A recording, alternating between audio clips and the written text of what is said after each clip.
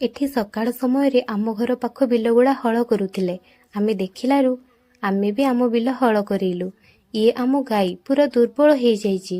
ଗାଈମାନେ ଲଢ଼େଇ ଲାଗୁଥିବା ବେଳେ ତା ପେଟକୁ ବି ମାଡ଼ ହେଇଯାଇଛି। ଆଉ ବଡ଼ ଦୁଃଖର କଥା ଯେ ତା ପେଟରେ ଥିବା ଛୁଆଟା ବି ମରିଗଲା। ସେଇ କାରଣରୁ ଆଜି ତାର ଏଇ ଅବସ୍ଥା। ପଶୁ ଡାକ୍ତରଙ୍କୁ ଡାକି ତାକୁ ଇଞ୍ଜେକ୍ସନ ଆଉ ସାଲାଇନ୍ ଦେବା ପରେ ସେ ଏବେ ଟିକେ ଠିକ୍ ଅଛି। ତାପରେ ଦ୍ୱିପହର ବେଳକୁ ମେଘନାନୀ ଆସି ଡାକରା ଦେବାରୁ ଆମେ ଶୁଖିଲା କାଠ ସବୁ ସାଉତେବାରେ ଲାଗିଗଲେ। ତାପରେ ଯୋଉ ଘଡ଼ଘଡ଼ି ବିଜୁଳି ମାରିକି ବର୍ଷା ହେଲା, ଆପଣମାନେ ବାଡ଼ି ଦେଖିକି ଜାଣିପାରୁଥିବେ।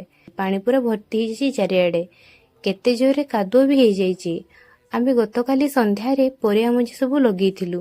ଏବେ ସେ ମଞ୍ଜି ସବୁରୁ ଗଛ ହବ କି ନାହିଁ କେଜାଣି। ହଉ ଛାଡ଼, କିଛି ଦିନ ପରେ ଜଣାପଡ଼ିବ କ'ଣ ହେଉଛି କ'ଣ ନାହିଁ। ମେଘନାନୀ ଏବେ ବି ଯାଇନାହାନ୍ତି, ବାସ୍ ଖାଲି ଟିକେ ରେଷ୍ଟ ନେଉଛନ୍ତି।